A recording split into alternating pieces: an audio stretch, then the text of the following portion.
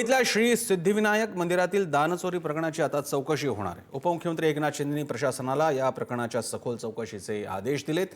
या चौकशीत मागील 5 वर्षांच्या दानाचं आणि मोजमापाचं ऑडिट करण्यात येणार आहे आणि यासाठी अतिरिक्त मुख्य सचिव असीम गुप्ता यांना अहवाल सादर करण्याची जबाबदारी देण्यात आली आहे। या अहवालानंतर पुढील निर्णय घेतला जाणार असून अनियमितता आढळल्यास संबंधितांवर कठोर कारवाई केली जाईल अशी माहिती देण्यात आली। श्रेयस सावंत अधिक माहिती देत आहेत। श्रेयस, अनेक दिवसांपासून ज्या काय गोष्टी सुरू आहेत सिद्धिविनायक मंदिराच्या निगडीत राजकारण सुरू आहे, त्याच्यावर शेवटी तोडगा पडलेला आहे।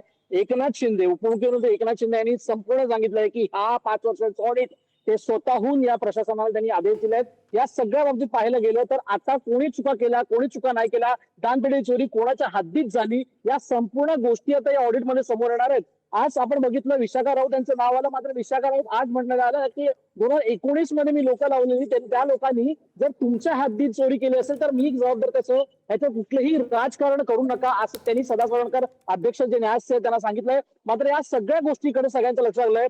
5 वर्षांचा ऑडिट होणार आहे, म्हणा ऑडिटच्या अंतर्गत काय काय गोष्टी बाहेर येत आहेत। 18 कोटींची चोरी आहे की 10,000ची चोरी आहे, 10,000 दिवसाला बाहेर पडत होते सिद्धिविनायक मधून की आहे तरी काय, या सगळ्या गोष्टी आता ऑडिट मधून बाहेर येणार आहेत। धन्यवाद श्रेयस, तुम्ही दिलेल्या या माहितीबद्दल।